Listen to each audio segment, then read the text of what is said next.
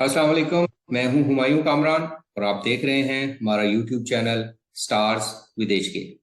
इस चैनल का मकसद आपकी मुलाकात डिफरेंट फील्ड से ताल्लुक़ रखने वाले प्रोफेशनल से करवाना है। इसके अलावा आपकी मुलाकात ऐसी ऑर्गेनाइजेशन से भी करवाना है जो सोसाइटी और लोगों की बेहतरी के लिए अपने अपने शोबों में खिदमत अंजाम दे रही है।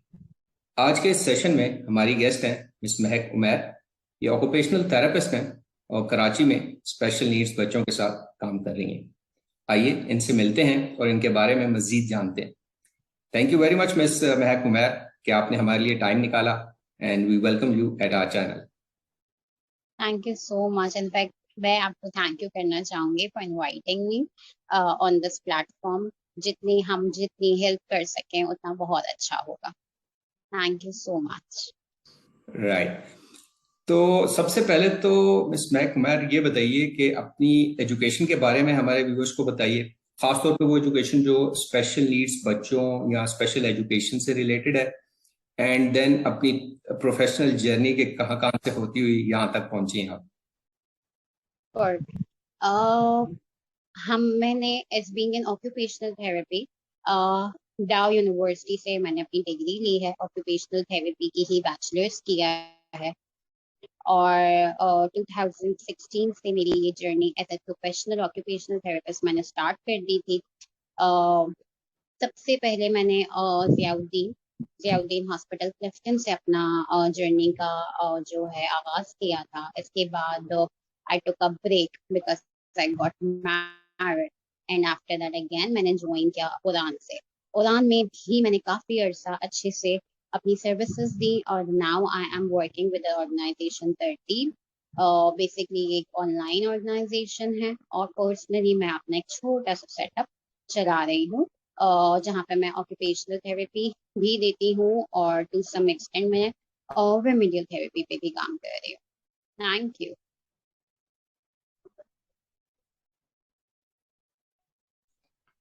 तो आप तरतीब के साथ तो काम कर रही हैं और लेकिन अपना सेटअप भी जैसे आपने बताया कि वो भी चल रहा है। तो वहाँ पे जो अपना सेटअप है वहाँ पे आप कैसे काम करती हैं? लोग आपके पास कहाँ आ सकते हैं? आपकी लोकेशन वगैरह के बारे में अगर इंफॉर्मेशन मिले।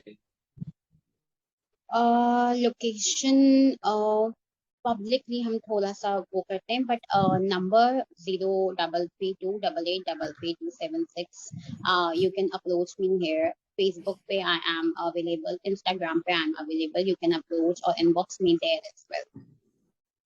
ओके। तो ये ज्यादातर आपके पास जो स्टूडेंट्स आते हैं, आप ऑनलाइन तो तरतीब तो टोटली ऑनलाइन पे फोकस। जी। तो आपके सेटअप में जब आप प्राइवेटली काम कर रही हैं तो उसमें सेटअप पे तो बच्चे आते हैं, तो प्राइवेटली भी ऑनलाइन आप खुद से भी कर रही हो? नहीं, ऑनलाइन तरतीब की पॉलिसी है कि हम ऑनलाइन नहीं कर सकते। तो ऑनलाइन इज ओनली विद तरतीब and private is like physical therapy. Okay.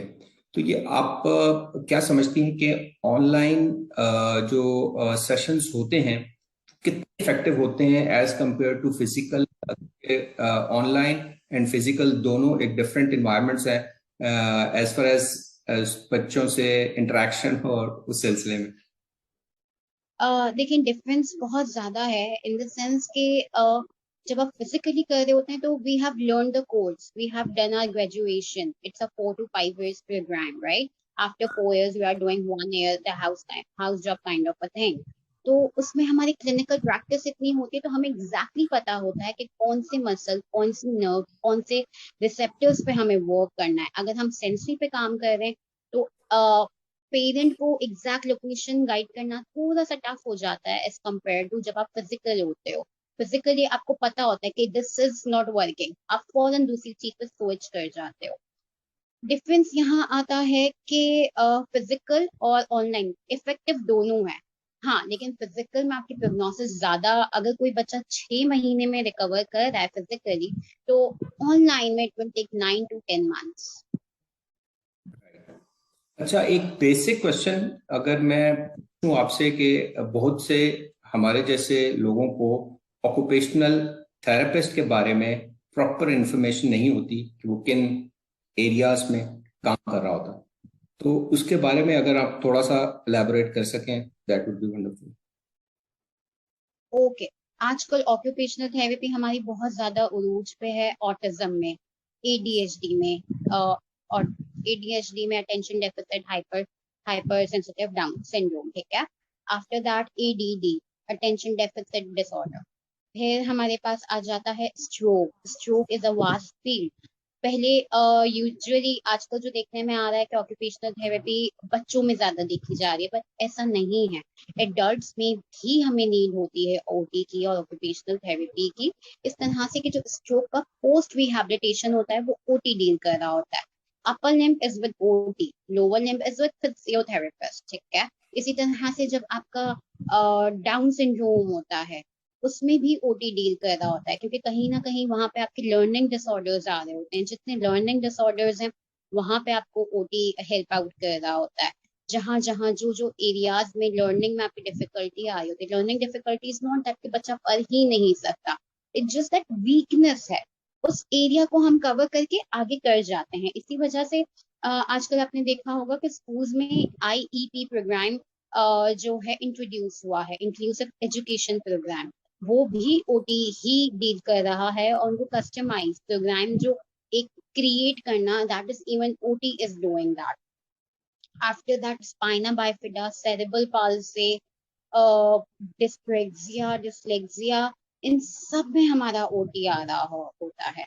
Even सिर्फ ओटी ये नहीं है कि आपको खड़ा कर दिया या आपकी एडीएस इफेक्टिव हो गई तो आपने वर्क कर लिया और ओटी का काम खत्म। It's not like that. School में जहाँ चेंजेस की जरूरत होती है बच्चों में, हम स्कूल जाके उन बच्चों के वो चेंजेस देखते हैं, वो कौन सा प्रोग्राम यूज कर रहे हैं, वो कौन सा क्यूरिकुलम यूज कर रहे हैं, उसमें क्या चेंजेस हम कर सकते हैं। फिर जो इनको जो है ऑफिस में प्रॉब्लम होता है, अर्गोनॉमिकली भी हम डील कर रहे होते हैं, डिफरेंट एडेप्टिव डिवाइसेस बना के दे रहे होते हैं कि उन्हें किसी की हेल्प नहीं लेनी पड़े, कंप्लीटली इंडिपेंडेंट हो जाए, वो डिपेंडेंट ना रहे लोगों पे। Right. आपने इस क्वेश्चन को आंसर करते हुए ये वो सारे चैलेंजेस भी बयान कर दिए जो कि जिन पे आप लोग काम कर रहे हैं। तो मैं ये भी पूछना चाहूंगा कि जो तरतीब भी और अपने प्राइवेट सेटअप में भी आप किस एज ग्रुप के बच्चों के साथ ज्यादा काम कर रहे होते हैं, क्योंकि आपने कहा कि स्ट्रोक और वो वाले जो पेशेंट्स हैं या वो वाला जो सेक्टर है उसमें तो एडल्ट्स भी आ जाते हैं। तो इस साइड पे आपने कुछ एज ग्रुप भी डिफाइन किया होता है या नहीं, सब एज ग्रुप्स पे काम कर रहे होते हैं? राइट नाउ इन तरतीब I am just dealing with the kids. Yes, personally मैं जो है अपने फिजिकल सेटअप में I am allowing both. Okay. तो तरतीब में भी और ज्यादातर जो मैं समझ पाया हूँ, क्योंकि ऑनलाइन में क्या आपको भी ओटी में ग्रुप सेशंस की जरूरत पड़ती है क्या? और अगर ग्रुप सेशंस होते हैं तो ऑनलाइन वो कैसे होते हैं क्या? ग्रुप सेशंस हमारे इस तरह से हो सकते हैं कि देखिए, स्पेशली अगर हम ऑटिज्म की बात करें ना, तो उसमें डेफिनेटली हमें एक पॉइंट पे जाके ग्रुप सेशंस करने ही होते हैं। ऑटिज्म का main, one of the main characteristics यही है कि they are not socialable. After doing it, after making therapist, after seeing the progress, उसके बाद हम वन ऑन वन बच्चे को अपने जो दूसरे पेरेंट्स से हम बात करके उनके साथ कांटेक्ट करके, अगर उनको कोई प्रॉब्लम ना हो तो हम उन बच्चों के साथ इनको इंटरैक्ट कराते हैं। इनिशियली हमारा 5 to 10 मिनट्स का सेशन होगा, one on two kids. After that once we see कि बच्चे इन्वॉल्व हो गए, मिंगल कर रहे हैं, तो फिर हम उस 10 मिनट्स को 15 मिनट्स पे लेके जाते हैं। वंस इट इज 30 मिनट्स, तो इसके बाद हम 2 से 3 ग्रुप पे जाते हैं। इस तरह से हम बच्चे को थोड़ा थोड़ा थोड़ा थोड़ा करके इन द एनवायरमेंट, जो हमारा एक नॉर्मल एनवायरमेंट है, जिस तरह से प्ले ग्रुप हो गए, गार्डन्स हो गए, प्ले एरिया हो गया, मॉल्स हो गए, जहाँ पे बच्चे बहुत ज्यादा एजिटेट होते हैं या बहुत ज्यादा विजिट कर रहे होते हैं कि हमें ग्रुप्स में नहीं जाना है, इस तरह से हम उनको फेमिलियर कराते हैं। और वो डिफरेंट, जाहिर है, सेंसरी प्लेस के थ्रू हम करा रहे होते हैं, बबल्स होते हैं, प्ले डेट्स होती हैं, और ऑनलाइन में भी हम प्ले डेट्स वर्चुअली ऑर्गेनाइज कर लेते हैं। It's not an big deal. जब हम करने पे आते हैं तो फिर हम सब कर लेते हैं। इट्स जस्ट दैट एक कॉपरेशन होनी चाहिए। इट्स नॉट वन साइडेड कि जी। थेरेपिस्ट आई, थेरेपिस्ट ने बता दिया, हो गया। क्योंकि ओटी हो, फिजियो हो, स्पीच हो, कोई भी session, it just 40 to 1 hour session, that's it. Rest of the time child is with the mother, with the family. तो वो प्लान जो हम देते हैं वो ये नहीं होता कि पूरा दिन उसी बच्चे को हम ओटी करा रहे हैं या बीटी करा रहे हैं या एसटी करा रहे हैं। इट जस्ट दैट कि आप उसको चंक्स में ब्रेक कर देते हैं। इस वक्त आपने थोड़ी सी एक्टिविटी ये करा दी, थोड़ा सा आपने सेंसी प्ले करा दिया। हम अगर अपनी सराउंडिंग में भी देखें ना, तो बहुत सारी ऐसी चीजें जिससे हम सेंसरी इंटीग्रेशन या बच्चे का सेंसरी एक्सपोजर करा सकते हैं। हम जिस सोफा पे बैठे हैं, हम उसके टेक्सचर्स बच्चे को यूज करा सकते हैं, उसके टेक्सचर्स से बच्चे को यूज टू करा सकते हैं। हम गार्डन गए, हमने स्लिपर्स उतार दिए, हमने ग्रास से करा दिया। हम सी व्यू गए, हमने वेट सेंट से करा दिया। हमने पानी कर दिया, हम बात लेने गए, बबल्स कर दिए। तो तरीके बहुत होते हैं। It's just that it's two way contribution. Right.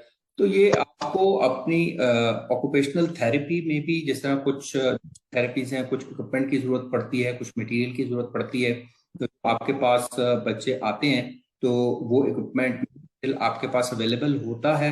आपको जरूरत पड़ती है कुछ ऐसे इक्विपमेंट की जो थेरेपीज में यूज हो सकते हो आपकी स्पेशलिटी में?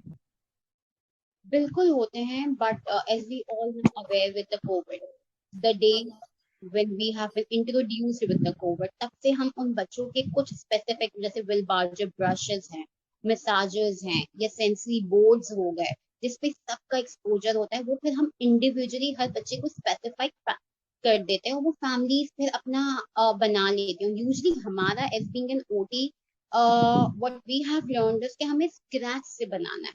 हमें एकदम से जाके मार्केट से न्यू बाय नहीं करना है। जो कुछ घर के अंदर है उससे हम कुछ जो है बना लेते हैं और फिर वो as a OT material use कर रहे होते हैं। यूजली हमारी ज्यादा कोशिश यही होती है कि हम स्क्रैच से डेवलप कर लें, और इसके बाद अगर वो चीज लाइक विलबाजर ब्रश हो गया, वो डेफिनेटली आपने बाय करना ही करना है।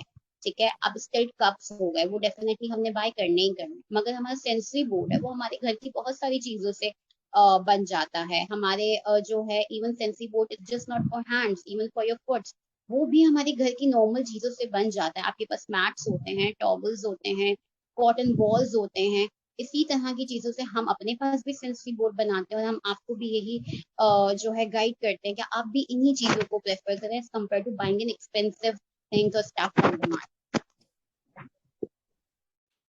राइट। मैं ये पूछने ही वाला था कि घर पे आई एम भी सॉरी। मैंने आई एम मैं सॉरी ये टू कट। पूछने ही वाला था कि घर पे भी जो ऐसा एरियाज क्योंकि डिफरेंट थेरेपीज के लिए सजेस्ट करते हैं कि घर का एक कॉर्नर और एरिया ऐसा बनाएं जिसपे आप जो सेशन में जो चीजें होती रही उसको फिर बाद में भी प्रैक्टिस करते रहें। तो वो आपने उसका आंसर इसी में दे दिया। अच्छा, एक चीज और बताइए कि एज अ ऑक्यूपेशनल, जब आप बच्चों पे जनरली काम कर रहे होते हैं, ऑब्वियसली वो डिपेंड करता है बच्चों पे, डिफरेंट नीड्स पे, लेकिन जनरली किन पॉइंट्स पे ज्यादा फोकस कर रहे होती हैं आप उनकी लर्निंग एंड ग्रोथ के लिए? Basically normally we are using holistic approach. जो भी हम आफ्टर असेसमेंट गोल्स बनाते हैं, पहले वो हम फैमिली या पेरेंट्स के साथ डिस्कस करते हैं। यूजली ये होता है मदर्स का कि बस बच्चा हमारा मिंगल करने लगे, एटलीस्ट इन राइटिंग नहीं तो ओरल हमें आंसर्स देने लगे, कहीं सोसाइटी में स्टैंड करे। जबकि इस वक्त हमारा main goal as being an OT होता है एटलीस्ट पहले वो एनवायरनमेंट को एब्जॉर्ब कर ले, इसके बाद ये चीजें स्टैंड करती हैं।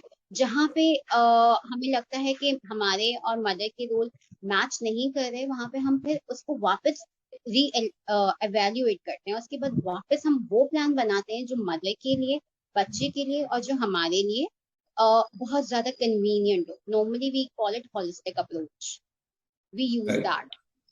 अच्छा, आपने जिक्र किया कि बच्चे की असेसमेंट होती है, उसका प्रॉपर डायग्नोज, तो उसके लिए आप क्या रिकमेंड करते हैं? कुछ आपने स्पेसिफिक जो असेसमेंट वगैरह होती है वो कौन करता है? आप लोगों में से करते हैं या आप कुछ रिकमेंड करते हैं अपने, कोई ऐसा स्टाफ है या ऐसी कोई और प्रोफेशनल हैं जिनसे आप डायग्नोज करवाते हैं, उसके बाद उसके ऊपर वर्किंग होती है, वो कैसे? देखें, हम डायरेक्टली उन चीजों को असेस करते हैं जो हमारा डोमेन है। अगर हम नॉर्मली बच्चा ऑटिस्टिक है, we are not the ones who will labelize it. it's from the psychiatric department. They come with the assessment कि जी हमारे बच्चे को OT recommend की गई है. Once it's autism, we know it, then we do the assessment of sensory integration, ADLs, socialization, communication. These are the areas where we work. इसी तरह से अगर हम जो है डाउन सिंड्रोम में आ जाएं तो अगेन उसके अलग डोमेन्स हैं जिसको हम करते हैं, बट इट्स नॉट दैट कि we are labeling someone. Labelization psychiatric department से आती है, और अगर फिजिकल इफ इट्स न्यूरोलॉजिकल तो ऑब्वियसली बात है कि वो जो है हमारे पास दूसरे हॉस्पिटल से फॉर्म में लिखी हुई आती है कि जी ये स्ट्रोक है या जो है क्या कहते हैं डाउन सिंड्रोम है, इस तरह से हमारे पास आती है. नॉर्मली हम उसको लेबलाइज नहीं करते हैं, बट जिन एरियाज पे हमें वर्क करना है हम उसको इवेल्युएट करते हैं. अच्छा, आपने अपनी इंट्रोडक्शन में अपनी एजुकेशन के बारे में बताया, एक्सपीरियंस के बारे में भी बताया. तो मैंने देखा है कि इस फील्ड में आप लोगों को रेगुलर एजुकेशनल अपडेट या ट्रेनिंग्स और उनकी ज़रूरत पड़ती है. तो आप भी उस पर यकीन रखती हैं कि वो जो एजुकेशनल और रेगुलर ट्रेनिंग अपडेट्स हैं, नई रिसर्च और टेक्निक्स पे उसके ऊपर जोर दिया जाता है आपकी तरफ से? बिल्कुल. देखिए, learning is something which is life time. ठीक है, लर्निंग इज नॉट समथिंग कि बस इतनी हो गई इसके बाद it's a full stop. No, new researches आती हैं, हम उस पे वर्क करते हैं. इवन हम फिर कितने पेरेंट्स से कॉन्सेंट भी लेते हैं कि देखिए ये न्यू टेक्निक आई है, हमें ये हम 5 या 6 बच्चों को अपने पास उनसे कॉन्सेंट लेके उनके ऊपर वो अप्लाई भी करते हैं. इफ इट्स इफेक्टिव तो डेफिनेटली उसके ऊपर हम फिर वर्किंग भी करते हैं. और फिर जाहिर है जहाँ पे आपकी रिसर्च प्रेजेंटेशन होती है या पोस्टर कॉम्पिटिशन्स होते हैं, आप वहाँ पे प्रेजेंट भी कर रहे होते हैं अपने papers on the basis of those evidences और रिसर्चेस.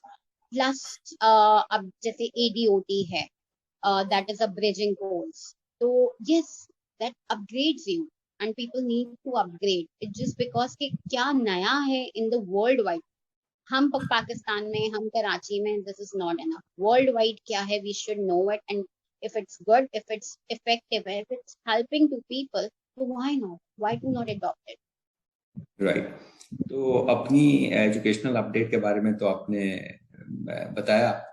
तो पेरेंट्स की जो ट्रेनिंग गाइडेंस उस पे भी आप लोग जोर देते हैं, ताकि क्योंकि ज्यादा टाइम जैसे आपने बताया कि बच्चे ने घर पे गुजारना होता है, तो पेरेंट्स की ट्रेनिंग के बारे में आप क्या करती हैं और क्या व्यूज रखती हैं? We do parental counseling क्योंकि at times parents, especially mothers, get frustrated कि क्या हमारा बच्चा सारी लाइफ ऐसा ही रहेगा, क्या ये बाकी लोगों की तरह नहीं होगा. Obviously, it's a breaking point. So yes, we do the counseling as well, parenting counseling. We have seen the drastic changes in few of the clients. जो बच्चे day 1 पे पूछते हैं and after an year they are going to school, they have a sitting tolerance, they have patience, they are learning as well, they are achieving something. उसके लिए फिर हमारे पास vocational जो है सेंटर्स भी हैं. डाउन सिंड्रोम का तो पूरा माशाल्लाह एक इंस्टीट्यूट बन गया है जहाँ पे वो आपको जो है एक वोकेशनल काइंड ऑफ थिंग करा देते हैं कि जी हाँ बच्चा अब यहाँ पे स्टैंड करेगा. और अब तो माशाल्लाह हमारे मेन स्ट्रीम स्कूल्स में भी IEP का कॉन्सेप्ट आ गया है. इसके अलावा अब एक कॉन्सेप्ट आ गया है कि हाँ जी ये बच्चे भी मेन स्ट्रीम स्कूल में पढ़ेंगे. उसके लिए we do awareness session as well. There are organizations who are going to the different schools as well. They are approaching to the schools. They are going the public forums for the awareness. And that is by itself a counseling. Sometimes it's one-on-one and sometimes it's a group counseling. But yes, we are doing it on after every few months or after every few weeks when it is needed. It is being worked on it. Right. तो ये आपका ज्यादा काम जो है वो online है तरतीब के साथ भी, तो उसमें तो ऑब्वियसली पेरेंट्स देख रहे होते हैं, ऑब्जर्व कर रहे होते हैं, उसमें तो कोई इशू नहीं है पेरेंट्स को. लेकिन जब फिजिकली पेरेंट्स बच्चे आपके पास आ रहे होते हैं, तो क्या उस वक्त की पेरेंट्स को ऑब्जर्वेशन की इजाजत होती है? उसके बारे में आपका क्या व्यूज है? Yes, every therapist has or her own way of dealing with the kid, but usually I allow the child until unless I don't feel कि बच्चा मदर की वजह से या गार्डियन की वजह से अपने काम पे फोकस नहीं कर पा रहा है. बिकॉज देखिए जब बच्चे छोटे होते हैं ना तो मदर इज द प्लेस जहाँ पे वार्मथ भी आ रही होती है, लाड भी आ रहा होता है, और कभी कभार ये वाला एस्पेक्ट जो है बच्चों को उनके काम से डेविएट कर रहा होता है. Only at that point, if I talk about myself, so at that point, I don't allow guardian or parents. Otherwise, yes, they can see me, they sit with me full time, and I allow them to observe why. The reason of allowing is that they are here with me only for 40 or 45 minutes. Rest of the time, उनको खुद deal करना है, तो उनको पता होना चाहिए जब मेल्टडाउन हो रहा है तो कैसे डील करना है, क्योंकि हर बच्चे का चीजें को ऑब्जर्व करने का तरीका बहुत डिफरेंट होता है. इट्स नॉट दैट कि अगर ये बच्चा अपने सेंसी कॉर्नर में जाके अपनी नीड्स पूरी करके बाहर आ गया और काम डाउन हो गया तो दूसरा भी ऐसे ही करे. तो जब तक वो लर्न नहीं कर लेंगे तब तक वो ऑब्वियसली बातें डील नहीं कर पाएंगे. तो यस, अलाउ करना चाहिए. This is my point of view, but again I will repeat, every therapist has his और वे. राइट. अच्छा, एक चीज, पेरेंट्स जब ऐसी सर्विसेज, ऑक्यूपेशनल थेरेपी की सर्विसेज या दूसरी थेरेपी की सर्विस लेना चाहते हो किसी प्रोफेशनल से, तो किस प्रोफेशनल को वो सिलेक्ट कर रहे होते हैं, तो उनको कौन से पॉइंट्स अपने जहन में रखने चाहिए कि उन पे अमल करते हुए वो किसी अच्छे थेरेपिस्ट तक पहुंच सके? ऐसे कौन से पॉइंट्स हैं? पेरेंट्स कैसे एक थेरेपिस्ट को ढूंढ सकते हैं?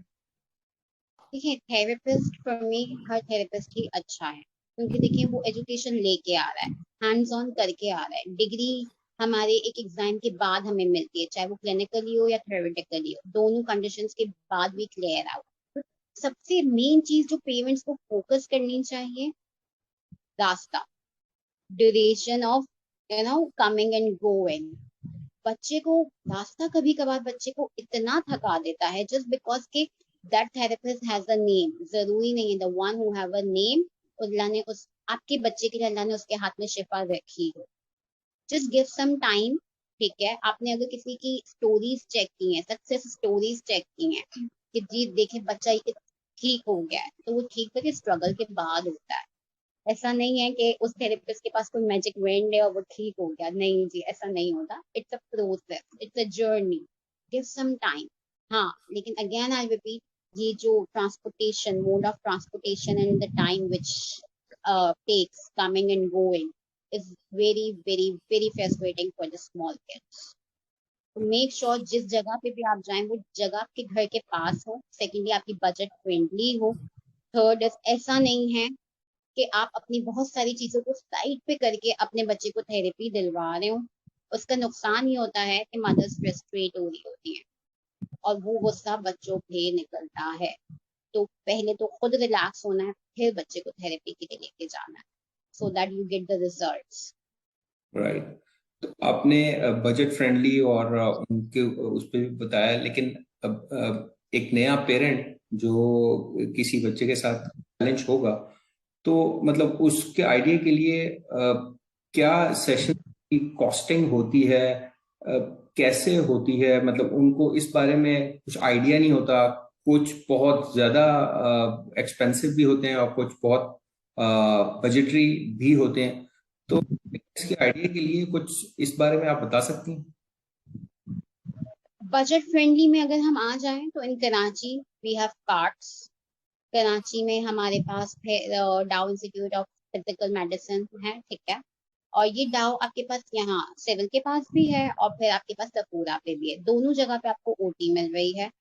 ठीक है, आपके साइकेट्रिक डिसऑर्डर्स के लिए बजट फ्रेंडली में आपके पास अब्दुल कदीर खान का सेटअप आ जाता है जो आपके सपूरा के बिल्कुल साथ है. ठीक है, ये वो जगहें हैं. इवन जिना जिना में भी बहुत अच्छी ओटी होती है, तो आप वहां पे भी अप्रोच कर सकते हैं. दीज आर द प्लेसेस जो हर कोई अफोर्ड कर सकता है. इट्स नॉट दैट कि वो जगह ऐसी है तो वहां पे ट्रीटमेंट अच्छा नहीं होगा. नो, ये गलत कॉन्सेप्ट है. तो इस कॉन्सेप्ट को चेंज करना है. गवर्नमेंट इंस्टीट्यूट में भी बेहतरीन से बेहतरीन थेरेपिस्ट हैं, बेहतरीन से बेहतरीन डॉक्टर्स हैं, एंड ट्रस्ट में बेहतरीन से बेहतरीन इक्विपमेंट हैं जो हमारे प्राइवेट में भी मोस्टली नहीं होते. इवन अगर आप डाउ इंस्टीट्यूट ऑफ फिजिकल मेडिसिन में चले जाएं तो उनका जो ऑटिज्म का डिपार्टमेंट सेपरेटली बना हुआ है, although that is government, but that is meeting the international criteria. Right. अच्छा, एक क्वेश्चन जो मेरे ध्यान में आता है कि जो पाकिस्तान की प्रोफेशनल वर्किंग एनवायरनमेंट है उसके बारे में आप क्या समझती हैं कि किस साइड पे बेहतरी की ज़रूरत है as a environment? Support, acceptance, इस चीज की हमें बहुत जरूरत है। अगर हम जो है स्पेशल नीड्स का एक कॉर्नर हर मॉल में बना दें, हर रेस्टोरेंट में हम नॉर्मल कर दे इसको कि हाँ ये एक चीज है, सोसाइटी में है, पाई जाती है, तो इस चीज को डील करने के लिए कॉर्नर होना चाहिए। बहुत सारे बच्चे और बहुत सारे पेरेंट्स ऐसी वो सारी जगहों पे जा सकेंगे जो वो अवॉइड करते हैं। और बच्चे फिर भी बच्चे हैं, जब वो दूसरों से सुनते हैं एंजॉय करता हुआ तो दे फील है, मगर पेरेंट्स उनको अवॉइड सिर्फ इसलिए कराते हैं कि they will get frustrated over that. वो कॉर्नर्स होने चाहिए हर मॉल में, हर स्कूल में, हर पब्लिक प्लेस पे। अच्छा, हमारे ऑलमोस्ट क्वेश्चंस तो तकरीबन पूरे हो चुके हैं, सवाए एक लास्ट क्वेश्चन के। उसको मैं अभी बाद में करता हूँ। उससे पहले अगर कोई ऐसी चीज हमसे रह गई है और कोई ऐसा पॉइंट आप अपने बारे में whatever you want to share, या कोई ऐसी, कई दफा मैंने ये देखा है प्रोफेशनल कोई यूनिक फीचर या प्रैक्टिस यूज कर रहे होते हैं अपनी डे टू डे प्रैक्टिस में, तो ऐसी कोई चीज आप अगर शेयर करना चाहें तो प्लीज। इट जस्ट दैट कि देखें, इट्स अ जर्नी, चाहे वो आपकी फिजिकल डिसेबिलिटी हो या इमोशनल हो या मेंटल हो, it's a journey, it's not a one day thing. तो first of all make your mind for it, और अपनी एक्सेप्टेंस अपने लोगों में खुद करानी है। लोग क्या कहेंगे, इस चीज की वजह से हम बहुत सारी चीजें नहीं करते। स्पेशली हम लर्निंग डिफिकल्टीज की बात करें तो हमारे बारे में बाकी लोग हमारे बच्चे के बारे में क्या बात करेंगे, उसके लिए हम बच्चे को बहुत प्रेशराइज करते हैं। बहुत गलत है ये। वो छोटा सा दिमाग बहुत ज्यादा प्रेशर में होता है। Please don't do that. किसी से कंसल्ट कर लेना, किसी से हेल्प ले लेना is not a bad thing. बच्चे को सफर करवाने से तो बहुत बेहतर है कि आप हेल्प ले। और लास्टली मैं ये पूछूंगा कि जो पेरेंट्स हैं उनको स्पेसिफिकली, जब वो इन चैलेंजेस से डील कर रहे होते हैं तो अक्सर शुरू में एक्सेप्टेंस का भी इशू होता है, फिर विद द सिचुएशन ओवरवेलम भी। तो पेरेंट्स की तसल्ली के लिए उनको किन स्टेप्स को फॉलो करना चाहिए जब उनको अपने बच्चे के बारे में किसी चैलेंज का पता चलता है, एंड देन किन स्टेप्स को फॉलो करते हुए आगे बढ़ना चाहिए, अगर जनरली मैं पूछ पाऊँ। स्टेप्स थेरेपिस्ट की तरफ से आते हैं। फॉल्स होप बिल्कुल नहीं देनी है। इस चीज में मेरा ये गोल है, बच्चा ये चीज इतने टाइम में करेगा, वो आपको क्लियर क्लियर मेंशन करना चाहिए। ठीक है, कुछ चीजें लाइफ टाइम रहती हैं उस डिजीज की, कुछ कैरेक्टरिस्टिक्स हैं, लेकिन वो मैनेजेबल हैं। लाइफ टाइम रहने का मतलब ये नहीं है कि वो मैनेजेबल नहीं है। हम बच्चे को कोपिंग स्ट्रेटजी सिखाते हैं, सर्वाइवल स्किल्स सिखाते हैं, टैलेंट टीच कराते हैं, अपने मेल्टडाउन खुद मैनेज कैसे करने हैं वो टीच करते हैं। तो कुछ चीजें लाइफ टाइम तो रहेंगी, लेकिन उसके साथ मैनेज और सरवाइव कैसे करना है, उस चीज को लर्न पेरेंट्स भी करें, बच्चे की भी प्रैक्टिस बनाएं। और प्रैक्टिस के लिए एक्सपोजर देना बहुत जरूरी है, तो प्लीज एक्सपोजर लाजमी दें ये। और हाँ, गोल्स आपके बहुत रियलिस्टिक होने चाहिए कि भाई आपका बच्चा अगर आपको पता है कि वो क्वाड्रिप्लेजिक है तो उसके क्या क्या क्या क्या रियलिस्टिक गोल्स हैं, वो कितनी उसकी मिनिमम लिमिट है, बच्चा कहाँ तक कर सकता है। पेरेंट्स को भी आप वही बताइए। फॉल्स होप जहां आएंगी वहां पे प्रॉब्लम आएगा, अदरवाइज इट्स गोइंग गुड। और वो स्मूथ जर्नी ही होती है जहां पे हमें लगता है कि पेरेंट्स को बात करने की नीड है, काउंसलिंग की नीड है, फैमिली, इवन फैमिली काउंसलिंग भी हो रही होती है। जिनके 2 भाई बहन होते हैं, 3 भाई बहन होते हैं, हम उनको ये भी गाइड कर रहे होते हैं कि आप इनके साथ बाकी 2 को कैसे इन्वॉल्व कर सकती हैं। सिबलिंग्स राइवलरी नहीं आनी चाहिए, या बाकी सिबलिंग्स को ऐसा नहीं लगना चाहिए कि ममा इसको ज्यादा टेंशन देती है। We are taking all of the things together. But वही कि आपके थेरेपिस्ट के ऊपर है कि how much they are understanding the situation, और वो कहाँ तक आपको लेके जा रहा है। राइट। क्योंकि इस मोमेंट पे पेरेंट पेरेंट जो है या तो डॉक्टर पे या थेरेपिस्ट पे ही रिलाई कर रहा होता है। तो just maintain that trust, that's it. Right. तो इसी मैसेज के साथ we are at the end of our interview.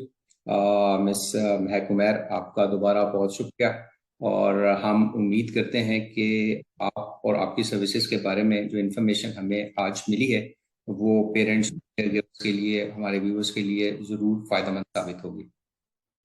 Thank you once again to you too for inviting me, and inshallah we will do more sessions for the awareness as well, and the people who want to approach, they can approach me. Please feel free to approach.